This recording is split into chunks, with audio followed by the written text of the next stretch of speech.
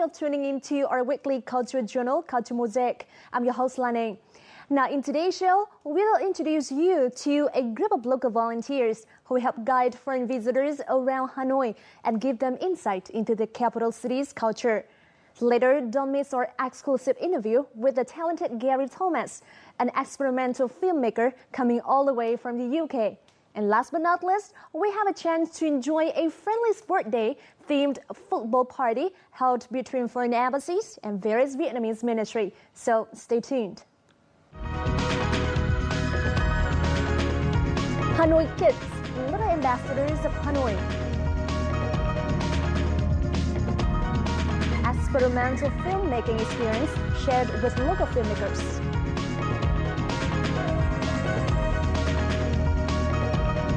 And foreign embassies, Vietnamese agencies join football party.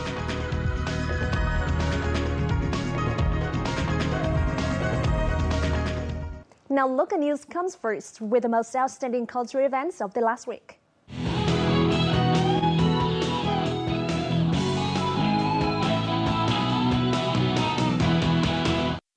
Nearly 100 maps and documents, texts, artifacts, and publications providing historical and legal evidence of Vietnam's Paracel and Spratly archipelagos are on display in the central province of Quảng Ngãi only this week. The exhibition aims to show that Vietnam has established its sovereignty over the two archipelagos since feudal times. The exhibition also boasts a collection of 65 maps published in Europe in the 17th century that testify Vietnam's sovereignty over the archipelagos. In addition, 4 atlases and 30 maps published by China's governments and dynasties repudiate China's claims in the East Sea. All the materials of the exhibition will be presented to the Municipal People's Committee by the Ministry of Information and Communication. The government has issued a resolution regarding the granting of the titles People's Artist and Artist with Distinction in the field of intangible cultural heritage. The resolution is an important part of heritage preservation efforts, and thousands of pupils with People's Artist titles will be motivated to preserve and develop their folk arts. Let's find out more. 7 generations of Nguyễn Văn Mùi's family have pursued a career in Kachu singing, and he set up one of the biggest Kachu troops in Hanoi. He and his children have overcome numerous difficulties to preserve the sound of the Kachu drum, but they have never received any preferential policies or titles from the state. Now in his old age, it is a great joy for him and his family to witness the issuance of the resolution. Ngày trước thì không ai ta nghĩ đến cả. Mình chỉ giữ cái nghề tổ của mình là vì từ xưa nay là ông cha mình để lại cho mình cái nghề đó, thì bây giờ tôi vẫn cứ giữ thôi. Thì chúng tôi cũng rất là mừng và rất là quý trọng các cái ý kiến của cấp trên mà đã nghĩ đến chúng tôi. The materials and images collected during a lifetime of Kachu have been well preserved by Mr. Mùi. Under the procedures for granting titles, they are indispensable evidence for Mr. Mùi to receive the title. However, thousands of other folk artists who live in remote areas cannot take part in contests or events, so there's no evidence for their work. Tô Ngọc Thanh from the Folk Art Association expressed his concerns. Nếu mà yêu cầu là những băng đĩa hình ảnh mô tả tri thức kỹ năng đang nắm giữ rồi bản sao công chứng thì xin nói với bạn là chẳng có nghệ nhân nào có cả. Nghệ nhân là con người của nhân dân, của làng xóm, không phải các cuộc liên hoan, cũng không phải các cuộc đua tài, mà họ sống trong lòng nhân dân. Thì hãy đến với nhân dân để nhân dân nói được. Considering these concerns, the Ministry of Culture, Sports and Tourism has confirmed that the files should include images and materials proving their achievements. Recognition from local authorities shall also be considered.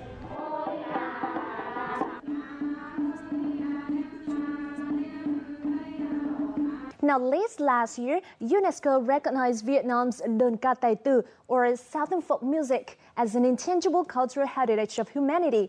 However, how to further develop this art form to justify this prestigious conferral is still a question that authorities in the southern provinces are mulling over.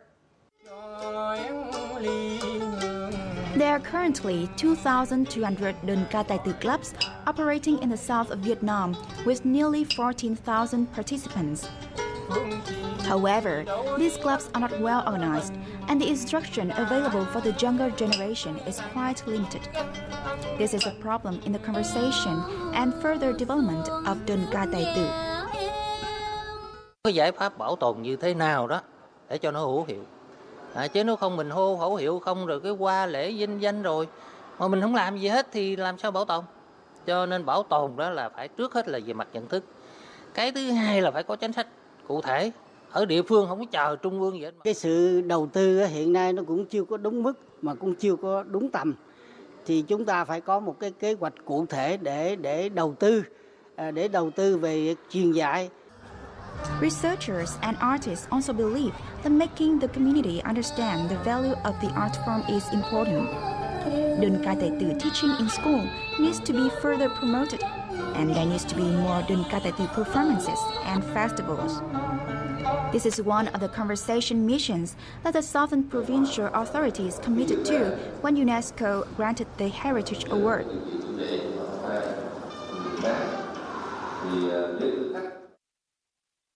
Kiến nghị chính phủ là ban hành cái chương trình hành động quốc gia về cái bảo vệ cái di sản này, là làm sao phổ biến rộng rãi cái di sản này.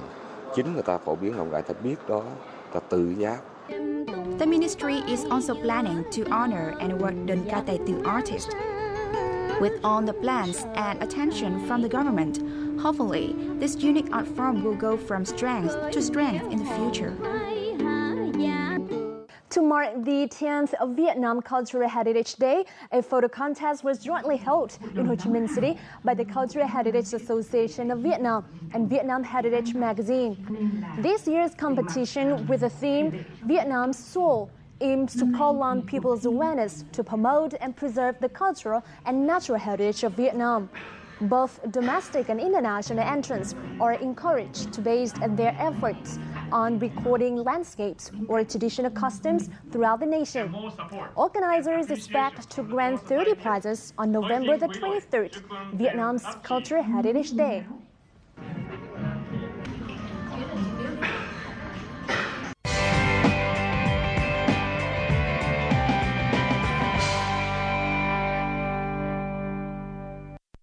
Hanoi is a beautiful maze. Dubbed the Paris of Asia, Hanoi has its all, the ancient history, the colonial legacy, and the modern outlook. However, not all visitors to this exotic city can get a chance to experience the right way, like a local. Hanoi Kids, a student-run organization, offers visitors here a chance to do just that. By voluntarily leading city tours, the Hanoi Kids give travelers from all over the world an insight into Vietnamese culture, tradition, and beautiful sceneries. It is a beautiful day here in the old quarter of Hanoi, and if you're a tourist, what better way to spend it than to do a little sightseeing here? But here in the crazy tangled web of streets that is the old quarter, it might be easy to walk around, but not so easy to find your way back. Well, today I'm going to introduce you to a group of college students here in Hanoi who will give you a tour of the city for free. Come with me.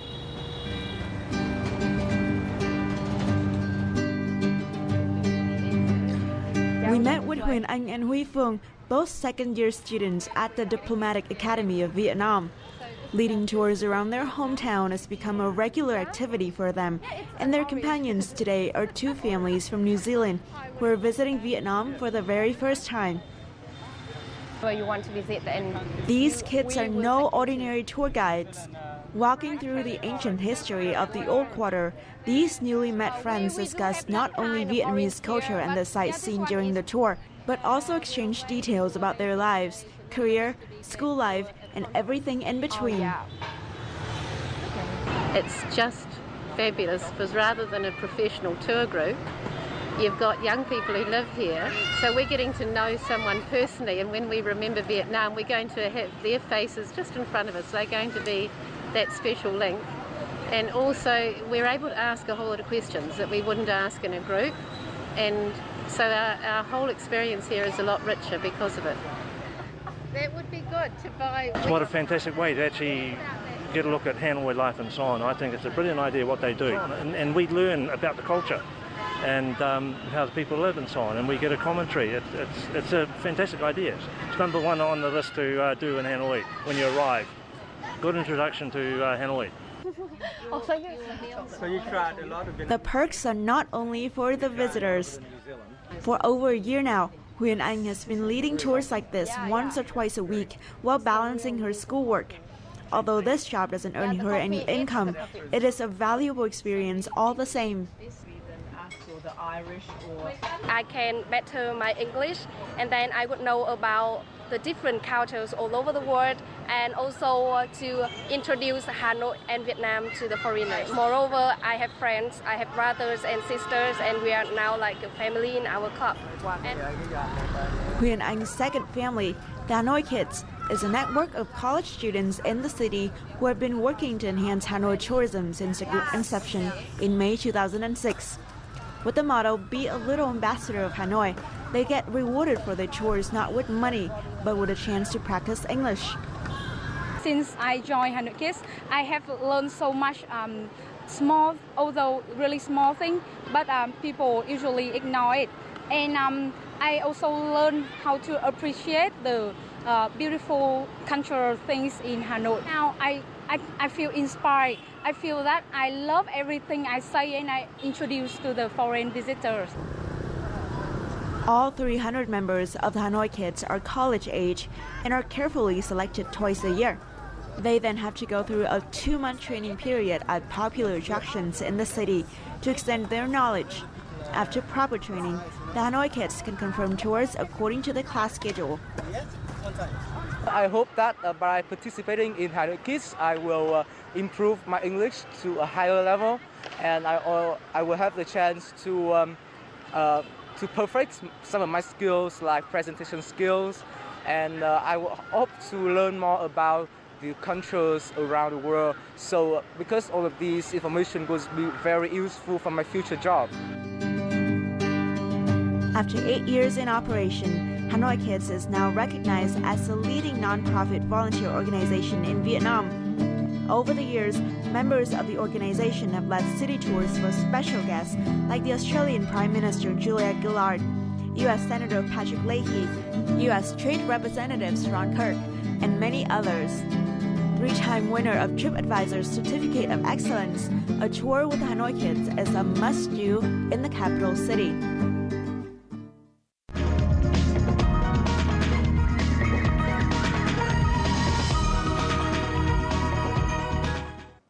You're tuning in to Culture Mosaic, a weekly journal featuring the rich cultural diversity of Vietnam and vibrant international cultural events happening around the country.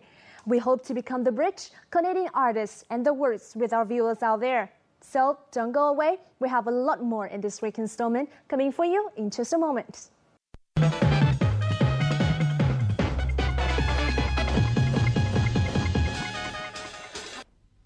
While the motion picture developed rapidly, from its early decades, there were artists and filmmakers interested in exploring the new technology's potential outside or beyond the mainstream modes. They are experimental filmmakers. And a recent talk with Gary Thomas, a UK producer with local filmmakers, have brought this art form closer to Vietnamese film industry.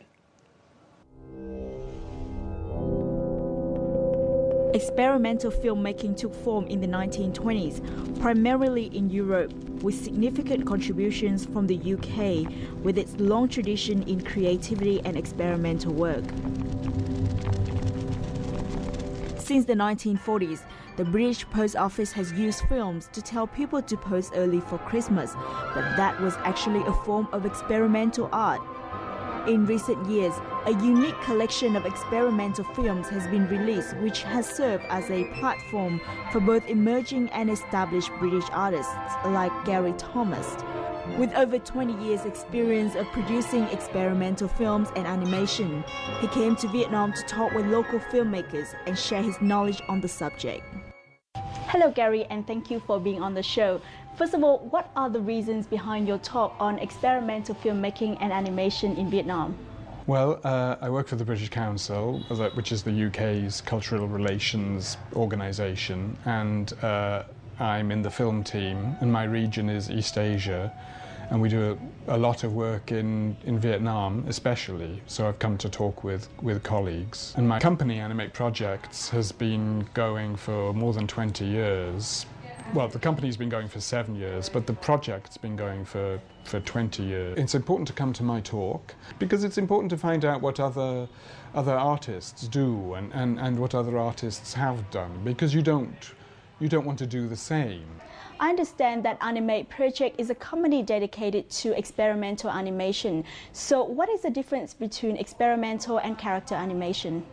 It doesn't always tell a story, and I think you need to think about it as more like visual arts kind of thing. So it's people who have a fine art practice who make animation. But having said that, we work with people who are artists, but we also work with people who make, in their day job, make character animation or make commercials, but want to experiment and test their creativity. And artists like to, just as painters like to, explore with paint, and sculptors with materials.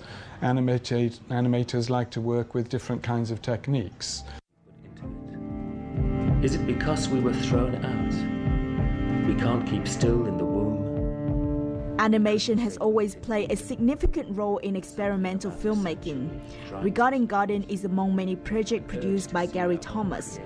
It was based on a historic house from the 1700s, with a garden of plants from all over the world. The project is a historic response to the garden with images of the actual fruits and plants that grew there. Who do you let in? Who do you keep out? Wrap yourself in tarp before the winter comes.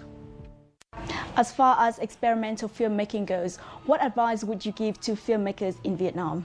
I think that's the same for all artists, that you need to find your own voice. You need to find out what it is you want to say, and then the right way of the right means of how to say that. And that might be through character animation, or through live action film, or through experiment, or painting, or drawing. So Gary, please tell us a little bit about your past projects. We've worked on lots of things. Most recently, we did a project and it was a really powerful project for me, where two artists spent time in a cancer research centre and a clinic, and they spent time with the scientists, and another artist spent time with people who have cancer and with the people who were treating them, and they used that experience to make really moving, poignant films. I didn't expect that project to be as powerful as it was. And the films are good, but the whole experience of artists talking to scientists was really, really, really moving to see. เขาคนที่ว่ามานี่ก็เท้าแห้งนะก็บ่มีแน่ใจว่าผัวของเจ้าของซื้อวันนั้นเลยเราเป็นบุญมีหรือบุญมานี่แหละเพิ่นว่า Gary Thomas was involved in a film called Letter to Uncle Brume. It is part of the multi-platform Primitive project, which focuses on a concept of remembrance and extinction set in Thailand. Using a slow-moving camera to capture the interiors of various houses in the village, the film captures scenes that characterize the violence and repression, as well as the hope of rebirth and remembrance in northeastern Thailand. You were the producer of a Thai film called A Letter to Uncle Brume. So how different is it working with Asian directors compared to those from the UK? It was that was a short film that was part of a big project, and he made a gallery installation and then made a feature film and won the Palme d'Or at Cannes. But it's the same as it's the same. Artists are the same around the world.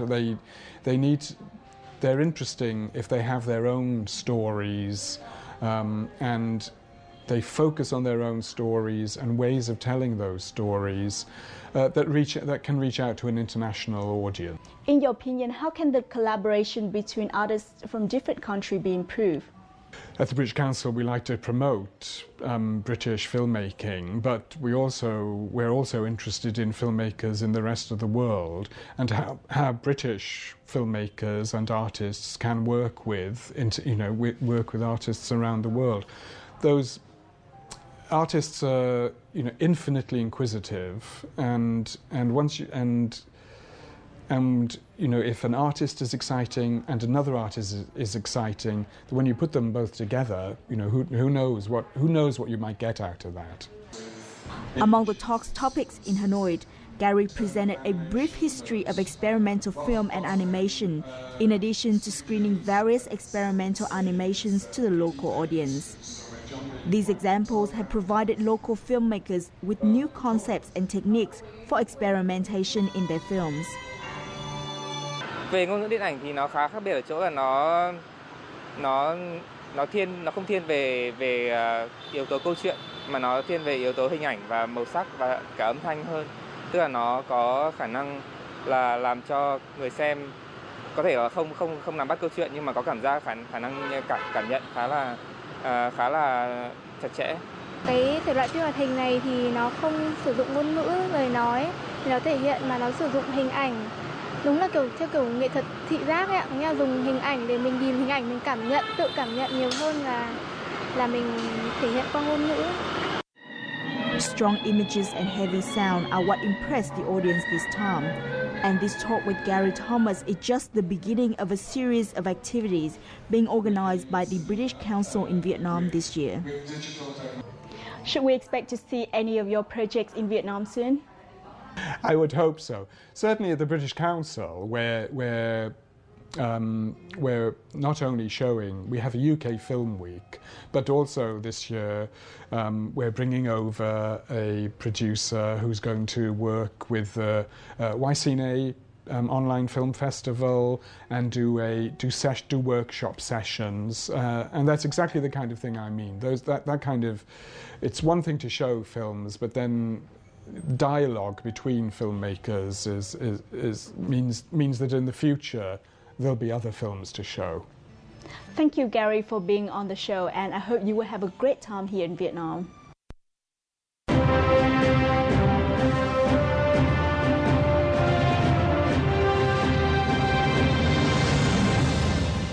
How often do you see ambassadors and ministers become football players? Now here in Hanoi, a friendly sport day themed football party was held at Xuân La Stadium on June the 29th. The football party drew the participation of teams from foreign embassies and from various Vietnamese ministries. Let's join in our Connecting Culture this week to immerse ourselves in the World Cup spirit right here in the capital and see who wins the game. The United Kingdom and the United States, and the fifth was made up from Italian and Spanish embassies. The 7 local teams were drawn from various Vietnamese ministries. We will do the whole FIFA in one day, so much better than 4 weeks in Brazil. We do it in one day, and in the evening we will have the winner. And it's great that it's foreign teams and Vietnamese teams, and we will hopefully see a wonderful match. The expected wonderful tournament, however, got off to a slow start after pouring rain delayed the qualifiers shortly after the opening ceremony. Banners, flags, the pitch, and the players were all soaked, but the spirits remained high. The format was 7 assigned matches of 20 minutes long, and the 12 teams were divided into 3 groups. Inside this event, so far so good for our team.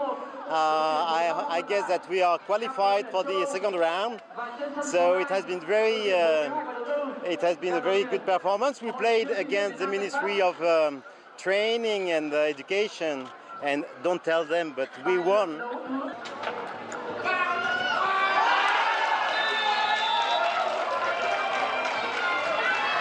The World Cup spirit is overwhelming all over the world, and I can really feel it right here, right now at Sun La Stadium in Hanoi, although it was raining really hard an hour ago. So among the 12 football teams participating in the event today, who's going to win the game? We have to wait until the end to find out more. In the meantime, please join me to discover some food stand on this side with specialties from Germany and France, as well as other cultural exchange activities. While the adults are competing for the cup, the kids enjoyed playing foosball and ping pong. And the foosball table was particularly popular. Cháu đang chơi trò mô hình của sân bóng đá. Hôm nay thì cháu xem bóng đá thì cũng rất là thích ạ. Và bố con thì cũng đá cũng bình thường ạ. Different food stands serving French and German specialties were also available, including world-famous German beer and sausages, French croissants and crepes for the crowd and players to enjoy. After 23 qualifying matches, the British Embassy and the Ministries of Transport emerged as finalists.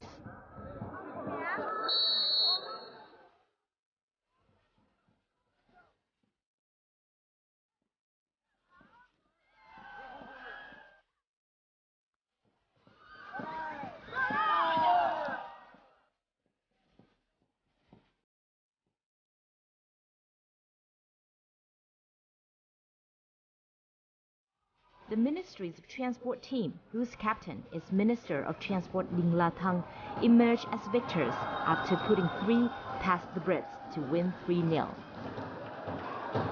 Một cái giải đấu mà mang tính chất như là một giải quốc tế tại Hà Nội thì mà lại giành được một cái giải vô địch thì như một giải World Cup ở Hà Nội.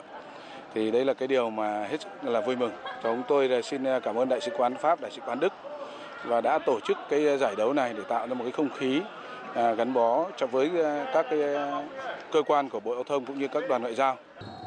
Coinciding the 2014 FIFA World Cup in Brazil, the Hanoi Friendly Football Tournament was a chance to celebrate football, the World Cup spirit, and most importantly, the friendship between foreign countries and Vietnam.